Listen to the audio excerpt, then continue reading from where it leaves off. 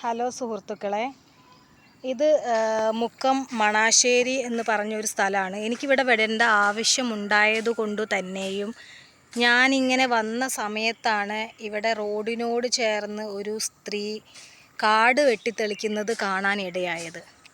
ഞാൻ പതിയെ ആ യുവതിയുടെ അടുത്തേക്ക് നടന്നു നീങ്ങി. അവർ വളരെ ശ്രദ്ധാപൂർവം കാടുകൾ വെട്ടിത്തെളിക്കുന്നതായിട്ട് കാണാൻ സാധിച്ചു.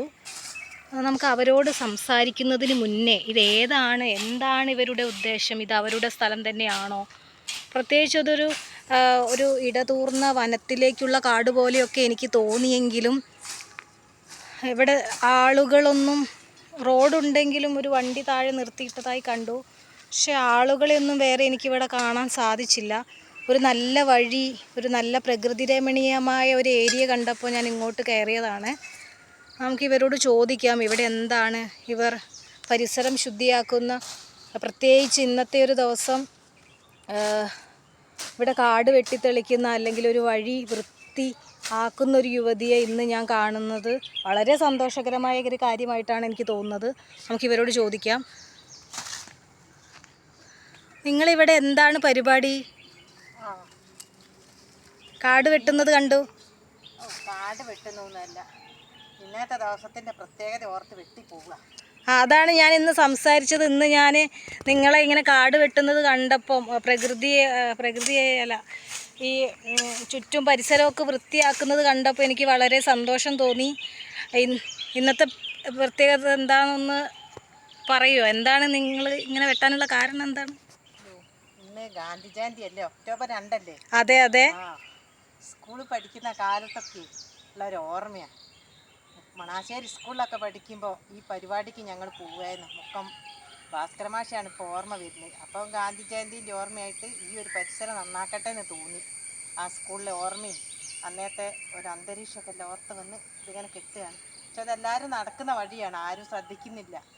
ഞാനൊന്ന് ക്ലീൻ ആക്കട്ടെ എന്ന് വിചാരിച്ച് ആ ഒരു ഓർമ്മയൊക്കെ പുതുക്കാറ്, സ്കൂളിലെ കാലങ്ങളൊക്കെ എല്ലാ കുട്ടികളും മാഷുമാരുമായിട്ട് അടിച്ചു പൊളിച്ച ദിവസമൊക്കെ അതൊക്കെ അല്ലേ ഓർക്കാനുള്ളൂ. അതൊക്കെ ഒന്ന് ഓർത്തതാ. അപ്പൊ നിങ്ങളെ സഹായിക്കാൻ ഇവിടെ അടുത്തുള്ള ആരും വന്നില്ല? ആരും വന്നില്ല, ആർക്കും ഒരു വിവരമല്ല. ഞങ്ങളെ കുടുംബശ്രീ പറഞ്ഞിട്ട് ആർക്കും ഇതിനെപ്പറ്റി ഒരു കാര്യം അറിയില്ല. എല്ലാവരും അവരുടെ കാര്യമായിട്ട് നടക്കും.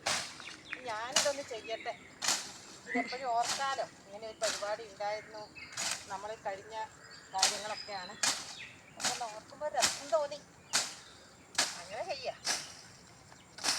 ഓക്കെ, നിങ്ങൾ ചെയ്യുന്ന പരിസരമൊക്കെ വൃത്തിയായി വെക്കുക എന്ന് പറയുന്നത് ഇന്നത്തെ ഒരു ദിനവും ഓർക്കുമ്പോൾ നല്ലൊരു കാര്യമാണ്. നമ്മുടെ രാഷ്ട്രപിതാവിനെയൊക്കെ ഓർക്കാലോ.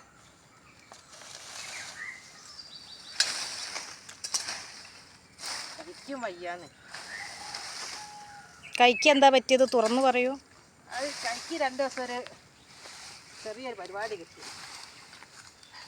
പപ്പായ ഒന്ന് കുത്തിയതാ, അലകിൻ്റെ മുകളിൽ കൂടെ പപ്പായ വന്ന് കയ്യിൻ്റെ നഖത്തിനായി പറ്റി. പക്ഷെ അത് പണി പാളി.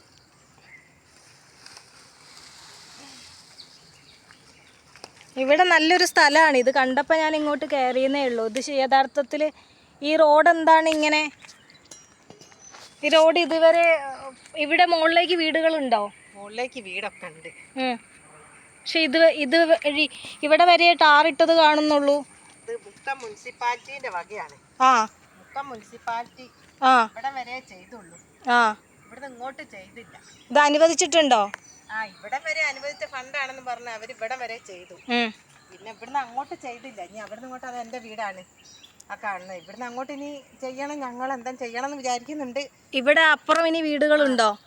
ഇവിടുന്ന് മേലോട്ട് അവിടെ ഒരു ചേച്ചീൻ്റെ വീടുണ്ട്. ആ ചേച്ചിക്കൊക്കെ ഇതിലെ മഴ പെയ്താലും ഒക്കെ പോവാൻ ഭയങ്കര ബുദ്ധിമുട്ടാണ്.